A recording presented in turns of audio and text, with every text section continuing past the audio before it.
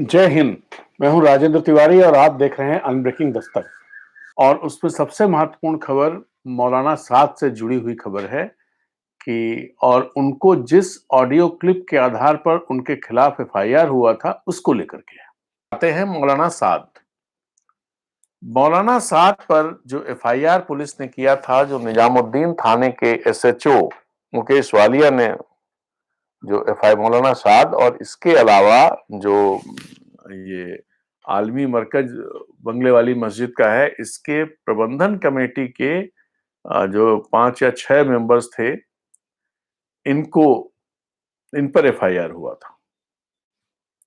6 members पर और मौलाना साद पर। और इसमें सबसे बड़ा जो साक्ष्य लगाया गया था, एक ऑडियो क्लिप लगाई गई थी जिसमें मौलाना साद ये कह रहे थे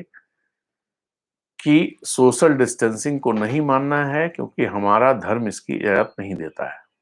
इस तरह की बात कह रहे थे, एग्जैक्टली ये नहीं, इस तरह की बात कह रहे थे। और इसके बाद इतना सब पूरे हल्ला मचा और तबलीगी जमात को लेकर के सरकार ने ये तक करना शुरू कर दिया कि तबलीगी जमात के कितने लोग पॉजिटिव पाए गए कोरोना, ये अलग से डेटा जारी करना शुरू कर दिया। पूरे देश में एक माहौल बन गया, सोशल मीडिया पर भी माहौल बन गया, लोगों के बीच में भी माहौल बन गया, पॉलिटिकल लीडर्स भी इस तरह की बात करने लगे और हमारी मेन स्ट्रीम मीडिया में भी इस पर बहसें होने लगी कि तबलीगी कोरोना फैला रहे हैं, ये कोरोना जिहाद हो रही है, इस तरह की बातें होने लगी। और माहौल अभी तक,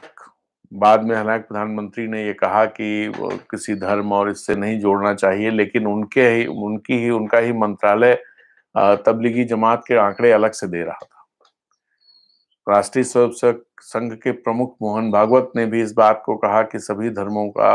और किसी इसके आधार पर भेदभाव नहीं होना चाहिए और इसे धर्म से नहीं जोड़ना चाहिए, इस तरह की बातें उन्होंने भी कही। लेकिन उसका भी कोई असर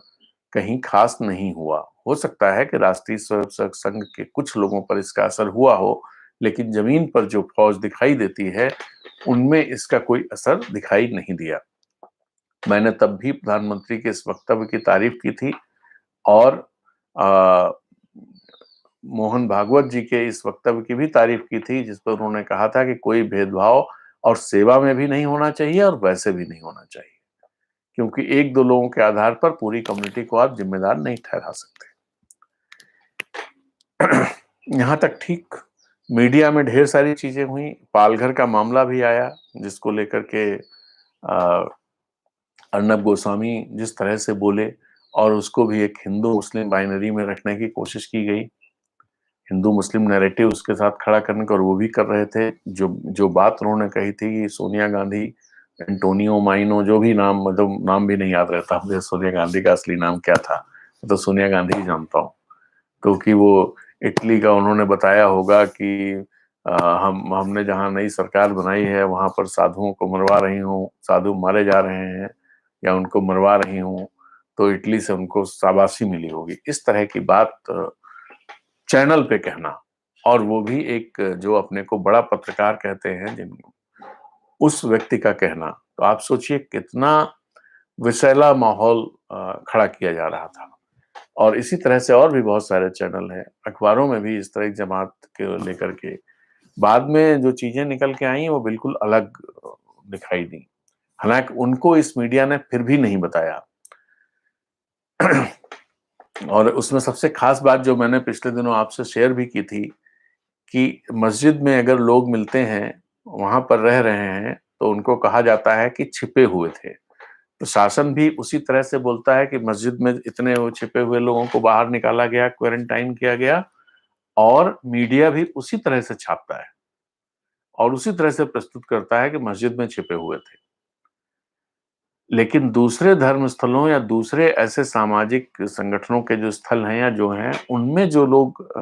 रहे, चाहे वो नांदेड़ के गुरुद्वारे से लोग निकल के आए, तो ये नहीं कहा गया कि वहां छिपे हुए थे, वहां फंसे हुए थे और उनको पहुंचाया गया दूसरी जगह पर, और उसमें से ढेर सारे लोग कोरोना पॉजिटिव निकले। ऐसा नहीं है कि सिर्फ यहाँ कोरोना पॉजिटिव निकले थे।